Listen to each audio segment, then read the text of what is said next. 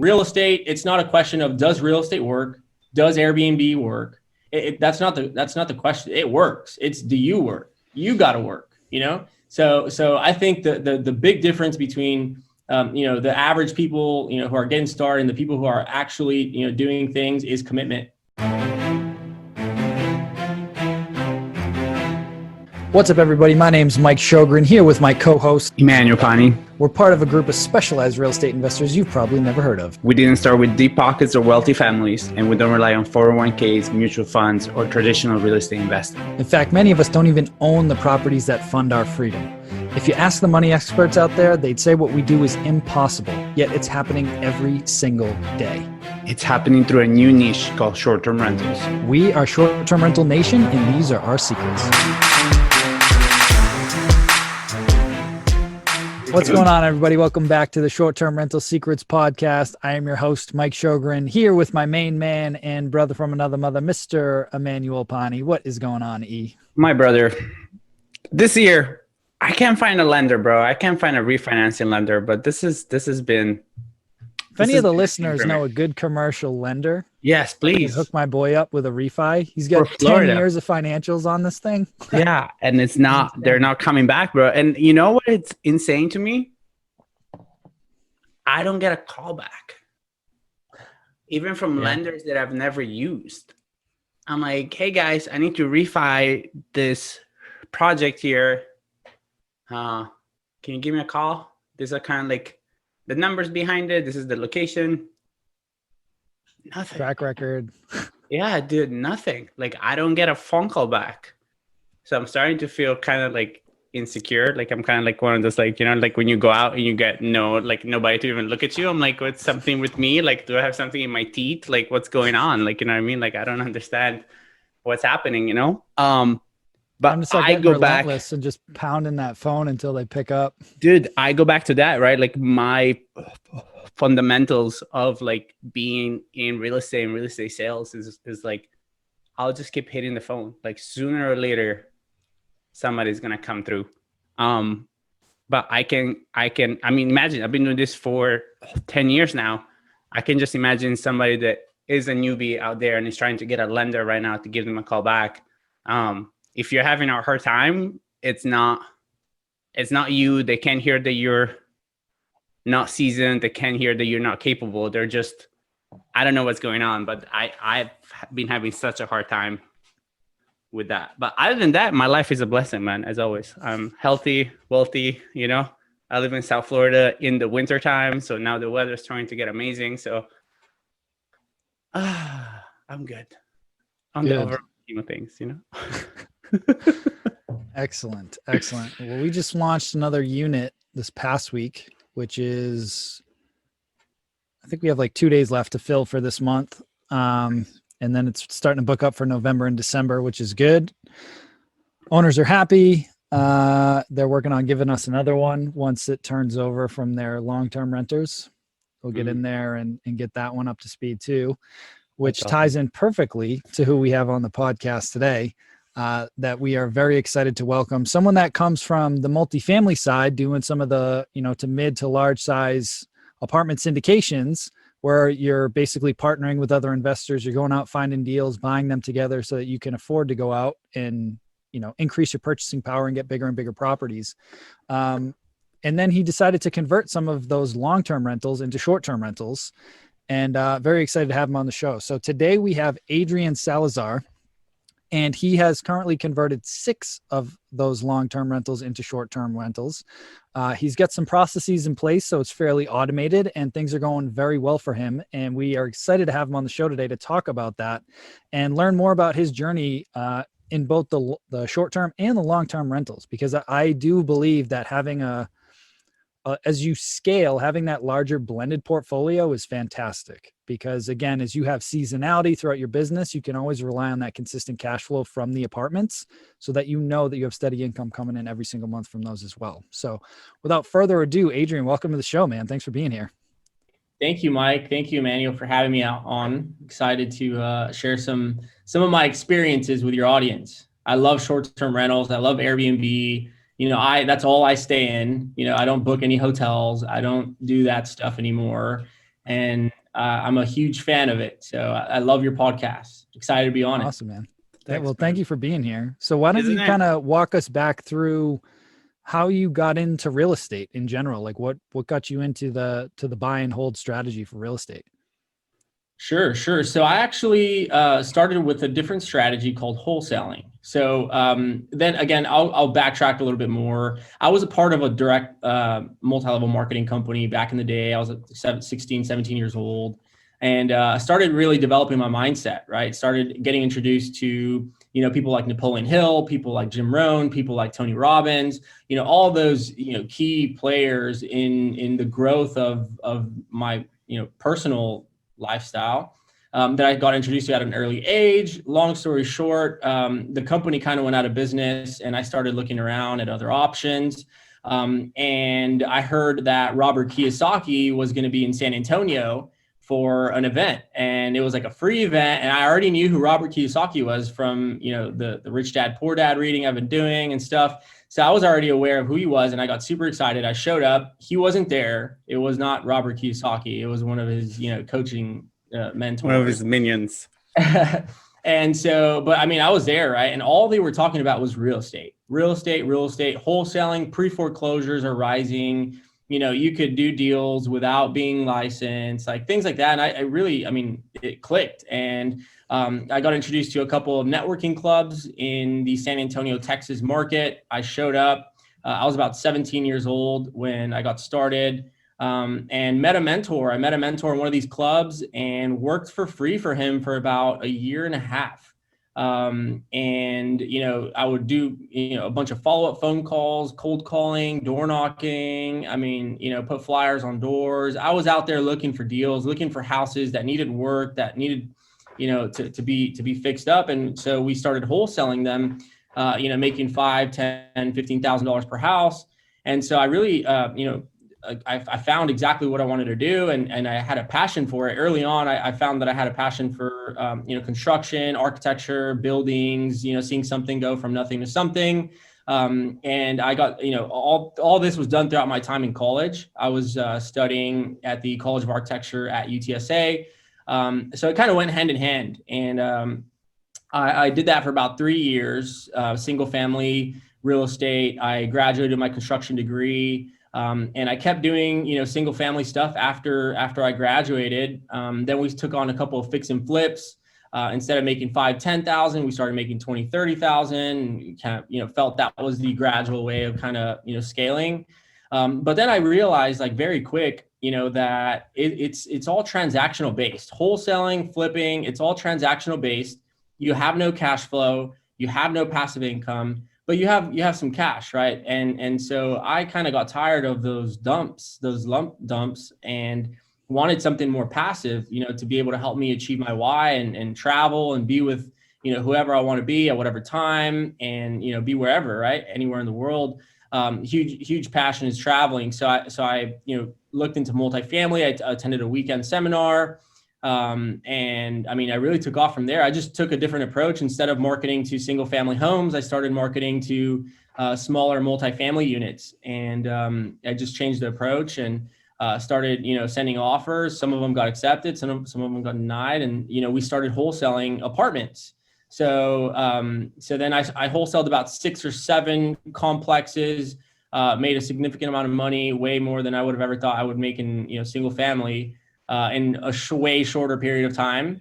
So I completely sold my single family workspace of a bunch of leads. I really wanted to just cut it all off and just dive, right in.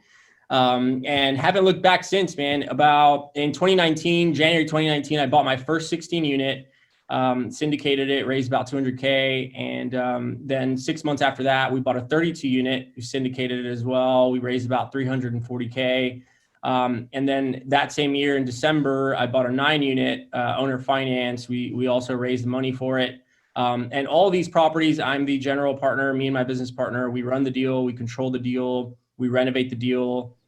We manage all construction aspects of it. And, as I started seeing, that people, Airbnb some apartments, in my local market, I was like, hey, let me throw this on Airbnb in a couple of units. And furnished it fully, made it cool, gave it a theme. I have themes in all my Airbnbs, and I decided to throw it on the platform, and haven't really looked back since. I mean, they're generating a lot of money. They're, doing great. People love it. Great reviews. I'm a super host now, but they're actually in the apartments that we own. So it's pretty cool, strategy I got going on there. But Wow, that's kind of my journey. Yeah. So I mean, that was I a want to great touch journey. on something. I Yeah. want to touch on something real quick, and then I'll turn it over to E. That for the listeners, as you guys go back and you listen to a lot of the podcasts, you will find a common theme completely unrelated to short-term rentals. The folks that are growing and scaling and doing big things, they all invest in personal development. You can hear it from Adrian. E and I are heavy into it. Until you change yourself, your income level will never outgrow your level of personal development. You have to work on your mind before you can scale and grow. Like, there's no way around it. So kudos to you, and thank you for sharing that, because it's vital. I don't care what business you're in. Yeah, it's vital for the business of life. I think also, personal development, it's a little weird at first. Like, it's weird. I mean, you don't really understand I picked up Think and Grow Rich when I was 17. I mean, I didn't understand anything that was in that book. Like, I put it aside. I said, dude, this is nonsense. And I picked it up 6 months later as I was getting more developed and, speaking in front of 40, 50 people. And it kind of made a little bit more sense now. And so, I mean, you got to really, dive in and understand it and practice it. Because in the beginning, it's going to be a little tough to kind of, understand all that, Mm-hmm. Yeah. But like the best way that I have to describe it is let's say after you've been eating with your right hand your whole life, then I come and tell you, I'm going to tie your right hand behind your back, only eat with your left. And you're like, shit, this is going to be uncomfortable for a minute, but you'll get to it. You just need a little bit of time, right? It's fine that you brought that up, Mike, because I was going to say the same thing. And that kind of leads into my very first question, because I think there is a lot of people that hear about seminars and they hear about it, Robert Kiyosaki, or they see all these kind of seminars happen. And it sounds like you attended a lot of them. And a lot of people are like, that's a waste of time. They're just trying to sell you something, which, I mean, it is true, right? Like they're also a business. So like they can survive without selling you something. But what do you think you did? I mean, I think I know, but what do you think you did kind of different from the majority of people after you went to those events? Because there is one thing about going to events and then people don't make anything out of it. So what was the reason you kind of made a life for yourself after going to those events? Yeah. So I think, I committed. I think that's a big thing that a lot of people are, I'm gonna try it. I'm gonna try it. That mentality will not work. It'll work for 3 months, 4 months, but you have to commit. You have to commit a minimum. I mean, a year, 2 years. Thing is, I was young. Not a lot of people start off as young as I did, but I had time to fail. I still have time to fail. I have 5 more years until I'm 30, to then, I could pick up right where I left off, So, but I think the big thing was commitment. And I got obsessed. I got seriously obsessed with personal development, that started really bringing in the people, the circumstances, the events required in order to help me get to where I wanted to go. And so I think, it's a commitment thing. Real estate, it's not a question of does real estate work? Does Airbnb work? That's not the question. It works. It's do you work? You got to work, So I think the big difference between, the average people, who are getting started and the people who are actually, doing things is commitment.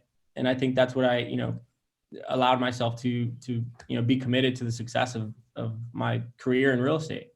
Dude, I had hoped that was the answer in a very kind of different way, but it came out exactly how I hoped. I was just like, this is exactly the point, right? Because I think also you pointed something very important, right? You kind of got started at a very early age, which is very lucky, right? Like that doesn't happen to a lot of people. So you, in that sense, you were super fortunate. But at the same time, I think part of the huge work of programming personal development that I've done is also realizing that your personality is never permanent at whatever age, right? So as long as you have that commitment to making a difference in your life, you can start at any age, but you have to actually be obsessed with making a change. Yeah. Yeah. And I think too, to touch on that is I took massive action. Like, I mean, I have failed. I can probably tell you this. I have failed more times than people have even tried. So it's not even an age thing. Like people getting started in real estate, I don't care if you're 40 years old, you got to take massive action. You got to fail fast. You got to fail forward and fail fast, because then that's how you're going to learn it quick. And most people just try to do, a couple calls and, let me try to find, a couple deals. No, you gotta take massive action. And I think truly I have gotten way more no's than I have yeses, but that's just kind of the difference between, what I did and what someone else is doing, I love that. I heard an analogy the other day and it made total sense. It was like, if you look at like I'm not a huge baseball guy, but if somebody's batting 300, that means that they're really good, right? But what that actually means is they strike out every 7 times to get 3 hits. Yep. So you just got to get out there and swing the bat. And I think that's huge. And I mean, you're 25 years old. How many units have you syndicated now? So I have 64 units now, and I have an 88 unit that I'm closing on next month. So we'll be at like 130 units under management. And we're vertically integrated as well. So we own our own property management, our own construction company. And so it's pretty cool. So I want to talk about that because we haven't talked too much on the multifamily side, because I know I work with a lot of multifamily investors, and there's actually a bunch of them now in our mastermind group that, like you, they've syndicated larger deals and now they're scaling up and learning also how to do it with boutique hotels and things like that. But for somebody that's brand new, kind of walk us through that process of, okay, you went out, you raised 200,000 to acquire this 16 unit apartment complex. What was that process? What was going through your head? How do you find those investors? And then I want to talk about, how did you transition those to short-term rentals, and what do the numbers look like from a long-term versus a short-term? And what's the sweet spot in that balanced portfolio for you now? Sure. So great question. So as far as the 16 unit, my first 16 unit, again, most of the people who invested with us, they were friends and family. They were not, a person I met at a real estate club, or someone that I cold messaged on Facebook. They were friends and family. And, they are going to invest in you, not in the deal. They're investing in you. So that also goes back into the years that I was in real estate before and building my personal reputation with people and making sure that you do good to people. You don't screw people over. You're not money driven, because all that stuff is starting off in real estate. You don't want to be that person, because then no one's going to want to do business with you. So you want to maintain a high level of reputation early on. And I was able to do that. So, that went down to these friends and family, wanting to invest the 200,000 with me. But to tell you the truth, Mike, I mean, we hadn't bought an apartment complex before. So, I mean, we weren't 100% sure of exactly what we were doing, But, I go back to commitment. I was committed to make this deal work no matter what. I knew I needed to get started. I knew I didn't know any way to buy a 200 unit apartment complex, because everyone was telling me at the seminar that I was at is go bigger. I mean, it's easier to go buy a 180 unit than it is a 12 unit. I just didn't click in my head. Like I just, so I figured, hey, I'm just going to buy a 16 unit and figure it out. And we went through our fair share of property management companies. We fired them. I was, doing all the property management. I was even painting units. I mean, I was doing whatever, man. I was doing whatever. And so we really didn't know what we're doing. You will never know exactly what you're going to be doing, just have faith and have a level of commitment that you'll do whatever it takes to make it succeed, And so that's kind of the approach that I took on my first 16 unit. And I mean, it's doing great now. We're paying out like, I think 10, 11% cash on cash now. I mean, it's doing great. So, yeah, that's kind of my thing. I mean, I know myself, like I know myself very well. And I know that, I'll learn something if I need to. I'm very resourceful. I think that's a big thing for people to have in real estate, that skill of being resourceful, because, then you don't really need anything. You only need yourself, right? You're trusting yourself. So, that's kind of the approach that I took. And as far as the Airbnb stuff, I remember staying in an Airbnb that was an apartment complex, when I was up in Austin, Texas, and I really liked it, man. I liked the theme they had. And, I kept wondering, like, what if I do this at mine? What if I just, buy some furniture on OfferUp, at discounts, and sleeper sofas, those are huge. So I found some sleeper sofas and I furnished the unit. And I mean, within 3 days, people started booking it. And I was like, wow. So the rents in my apartment complex are like $700, $650, $700 for a 1-1, and they're generating like $1,400. I mean, it's double, seriously. And they're great tenants. They're screened. They don't bother me. I mean, it's great. It's a great business. And I think, apartment complexes are valued based upon the income that they produce. Right. So, if we're able to increase the income, then, I mean, they're worth more.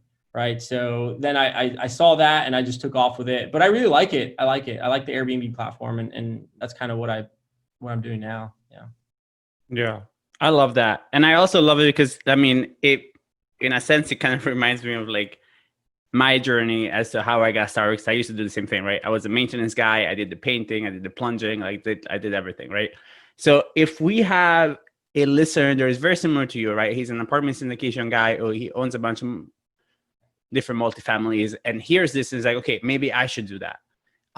What does your back of the house kind of look like, right? Because the main advantage to apartment syndication is that once you put the team in place, it kind of becomes very hands-off. But I know your business, Airbnb, is also hands-off. So what does that business kind of look like on the back end? Okay. So, I mean, for those who, let's say, you have an apartment complex and you want to try this out, right? I think you got to get the team in place first. You got to see who's going to be the most important people, in my experience, are your cleaning lady and your maintenance guy. And, I have a personal assistant who is constantly communicating with the Airbnb people, right? So those are the three, I mean, I think key people in the success of your Airbnb. And then you also have to say, like, is it going to be a theme? I have a travel theme one. We have a Star Wars theme one. I mean, we have different themes that we feel allow us to stand out from the crowd, and allow us to, allow our calendar to be booked, right? So, you want to have those little toiletry accessories, the little hand soaps. You want to make sure they have several towels. I put like 4 or 5 towels in my Airbnbs. I have like 3 blankets in there, a bunch of pillows.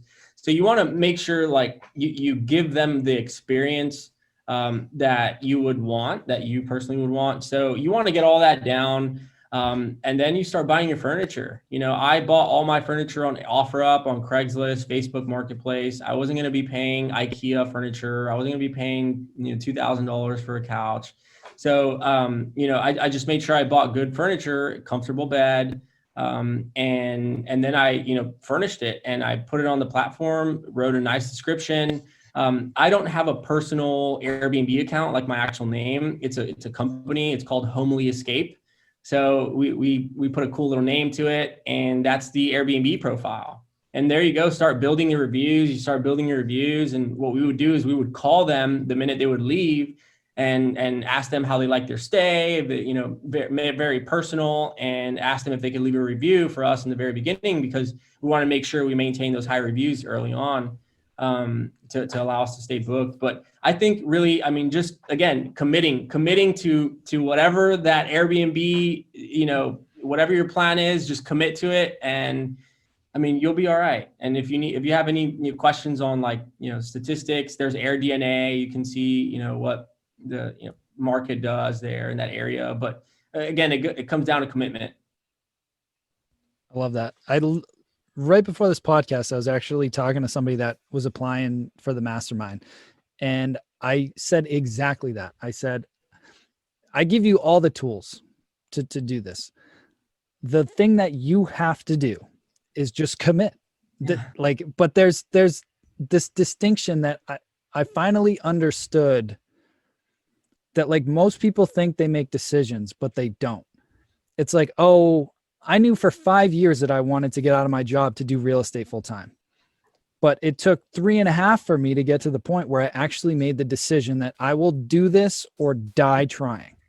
I will make it happen no matter what. And when you just flip that switch, call it the commitment switch now, like when you just commit, it changes everything. Because you just, to your point, you get resourceful and you find a way. Sure.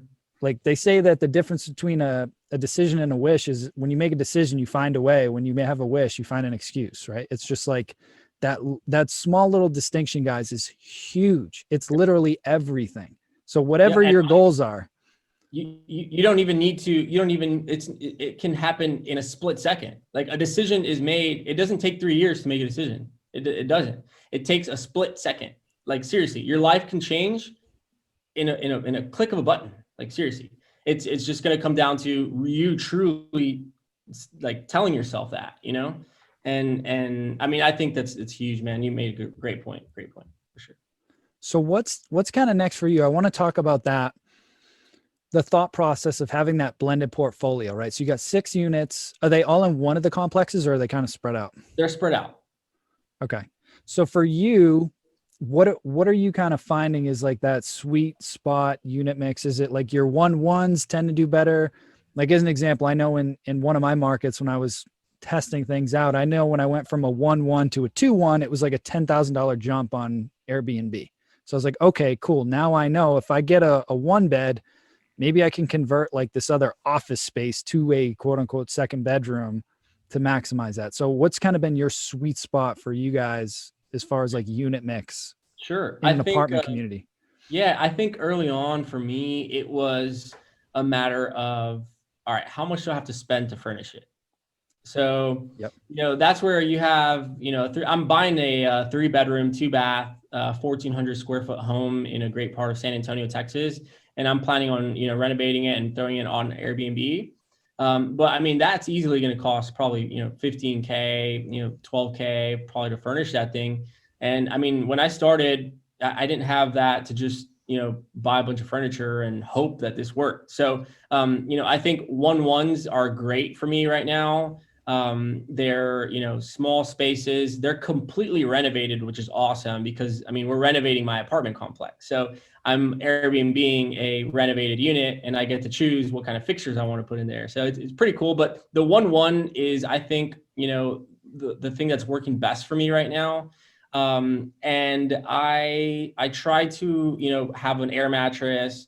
I have that sleeper sofa. So that way I can try to sleep, a good amount if necessary, if they have like a little family. But I mean, I think 2-1s are also great, to touch on that. I think, it'd be great to have like the other, room be an office because there's a lot of, people traveling on Airbnb who work from home or work, virtually. So I think providing that amenity for them is also key. But I think for me, what's working best is 1-1s because I can furnish it with like $2,500, $3,000. And that's really all I need. So, but I do plan on scaling up to like you guys' level soon and going up, to different size units and stuff. But for now, I think just to answer your question, I think the 1-1s work best for me. Mm-hmm.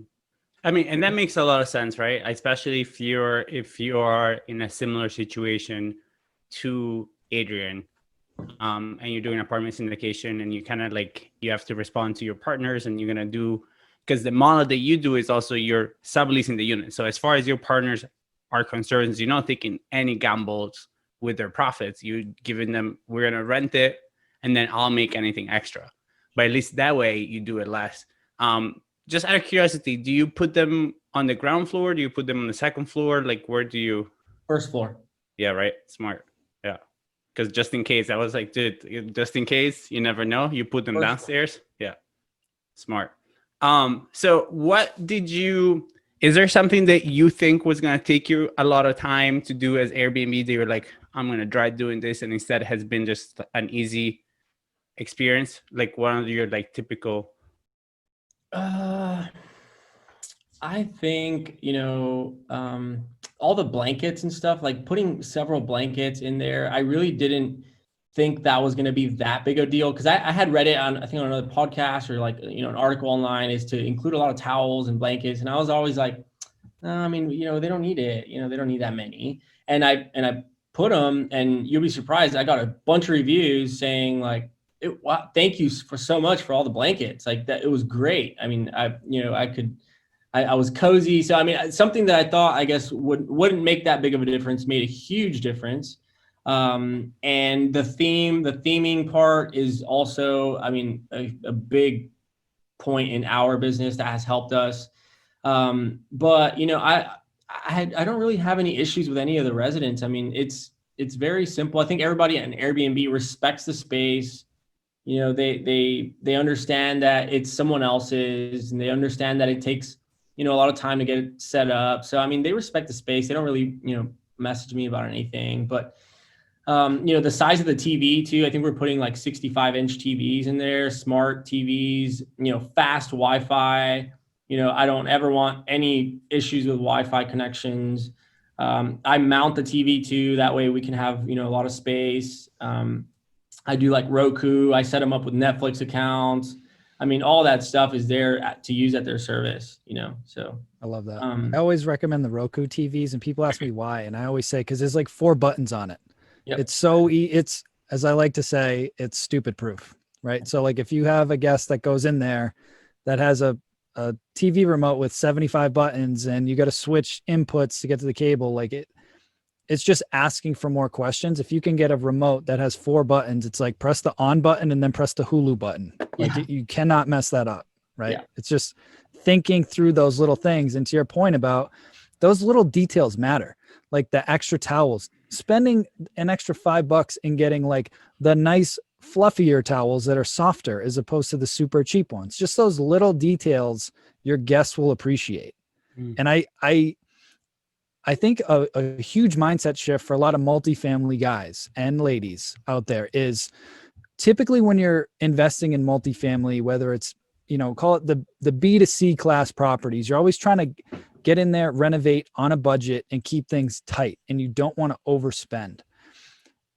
When you switch to the short-term rentals, you have to be open to the idea of putting in those extra touches and spending the extra money to make that experience, because otherwise you will get left in the dust by the folks that do. And at the end, okay, say you spend an extra $2,000 on stuff, you're going to make that back in a month. So like, just do it right the first time, get your good reviews, and just the investment pays 100 times the dividend, like the investment, you know what I mean? So it's just like, it's just a mindset switch from budget conscious, like super frugal to, all right, I'm going to splurge a little bit here and I'm going to provide this like really good experience. Even something as simple as leaving out like a little gift of like some chocolates or some wine, or like those little things make such a difference, and you get repeat guests and you build your book of business. No, you're 100% right about that. I think one thing we're implementing right now, Mike, is kind of like a binder, like a welcome binder. House rules, what's around, where the parking is. I mean, just a binder that, people can kind of look through, because I don't know, I've stayed in a lot of Airbnbs. I love that stuff. Like, I don't have to look on Yelp. I don't have to Google anything. All these people know exactly what's around. I mean, they own the unit, right? So I think providing them a little binder with, all that stuff is super key. I think another thing too, is like those little Febreze air fresheners, the ones with the, oil and stuff. I mean, we plug them in everywhere. They smell amazing. I mean, I know they're a little expensive to, go on your point of overspend a little bit, but I mean, it goes a long way. People love it. And, Airbnb is boutique. People like the little touches. They like the little, designing. I mean, they like all that stuff. So, I mean, you do that, you'll be all right. You'll definitely beat probably 60% of people on Airbnb if you actually invest in those details. It's important.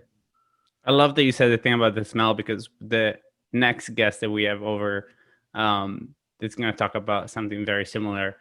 So if you are looking at live, just kind of come back at 2:30 because we're going to talk about the psychology of smells when it comes to hospitality, right? So how to make people feel homey and everything else.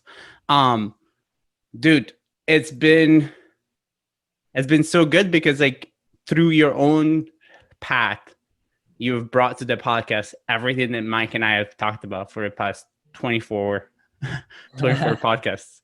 And it's also amazing to me that like you have realized that just the investment in the quality of going above and beyond.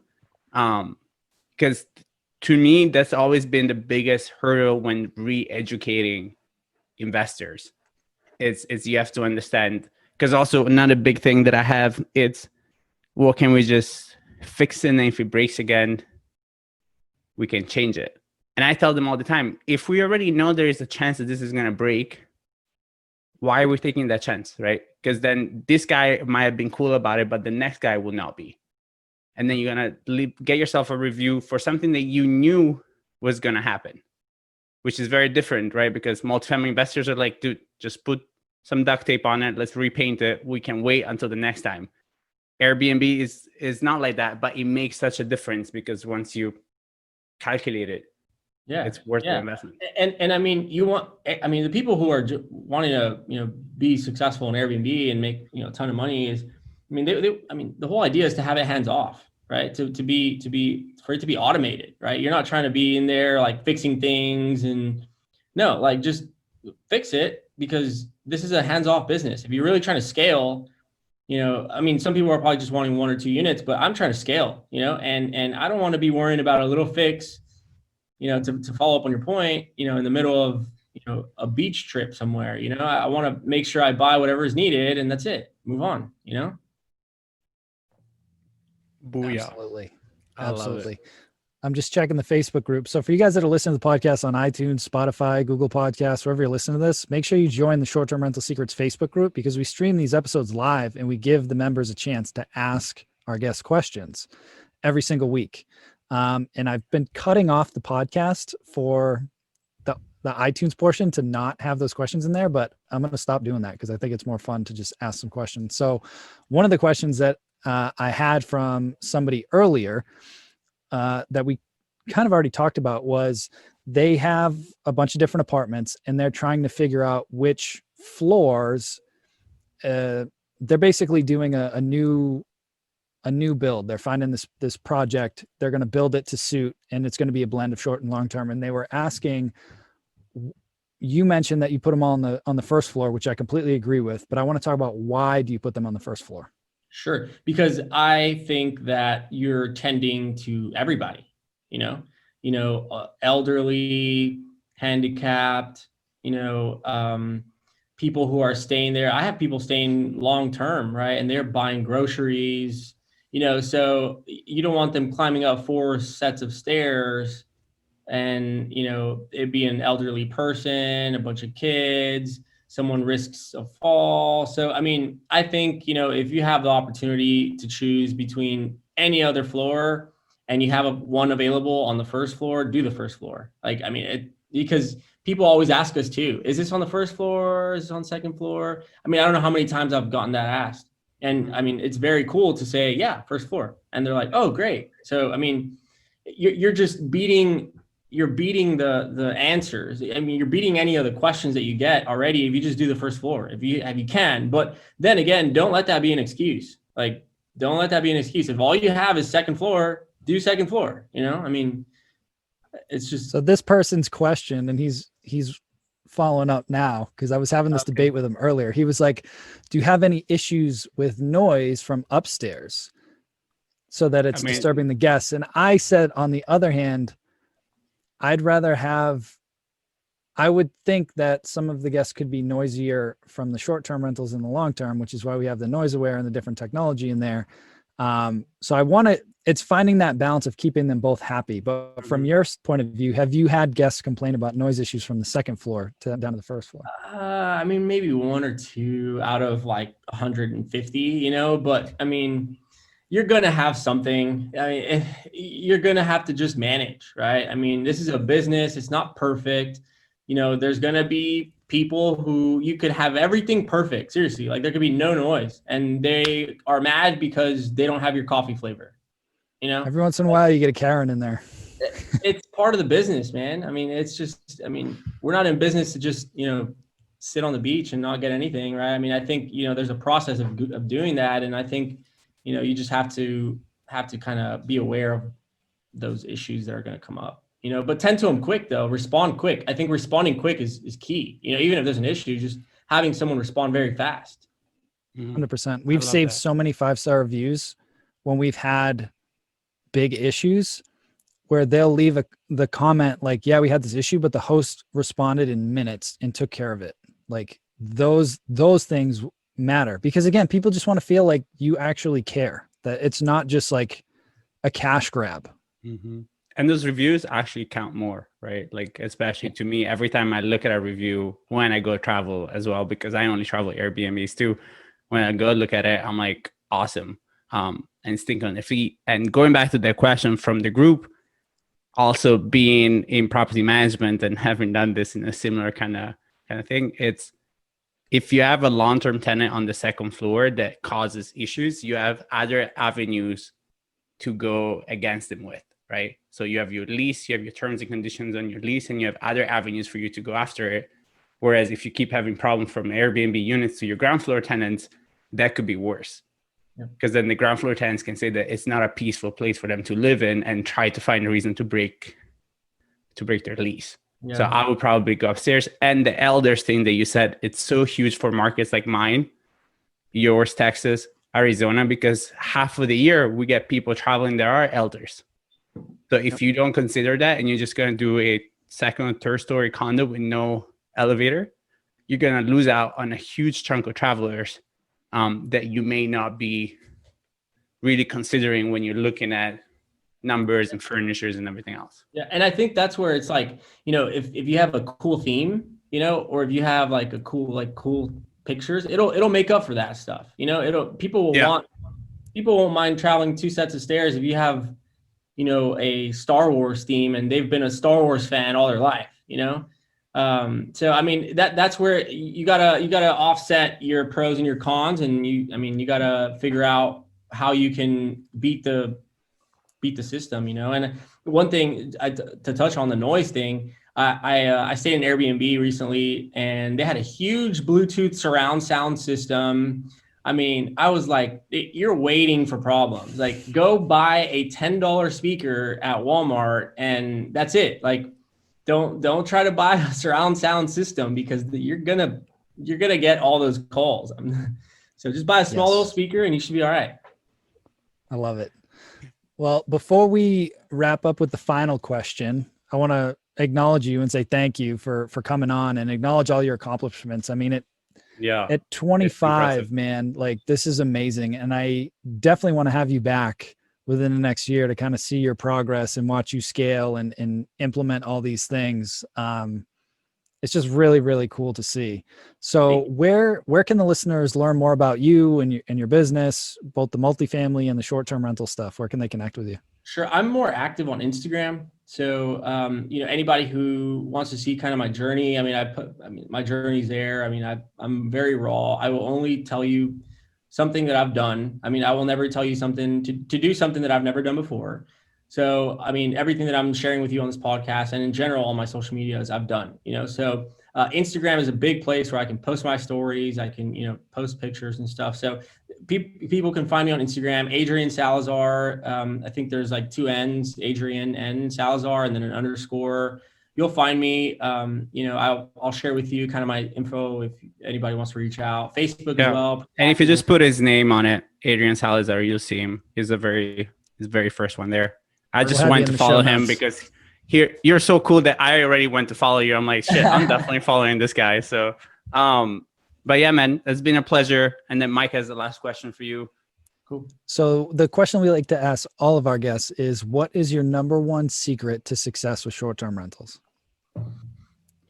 Creativity and uniqueness. I mean, being unique, I think, because I mean, the thing is, go on Airbnb and scroll. Like go to the market and scroll and see what's going to catch your eye. You know, be unique. I think that's with the title, with the pictures, you know, description. I mean, be cool. You know, don't be just the cash guy who's just wanting to do this for cash. Like, be unique. I love that. I don't think anybody said be creative, but it's so true. No. And I love that. So This is the first thank time. you again, Adrian, for being here, man. This was a blast. Definitely going to follow you. I want to stay in touch. This was really, really cool. And looking forward to having you back. Thanks, Mike. Thanks, Emmanuel. Appreciate Thanks, you brother. guys. You guys Pleasure. keep crushing it. All right. All right. Take care. Bye. Hey, STR Nation, if you enjoyed this episode, please make sure to hit that subscribe button and leave us a review. And in the comments, let us know what topics you want us to cover on upcoming episodes, and we'll make sure to get that in the books for you. And if you really want to learn how to launch, automate, and scale your short-term rental business, if you want to go deeper, then check out our free masterclass at strsecrets.com.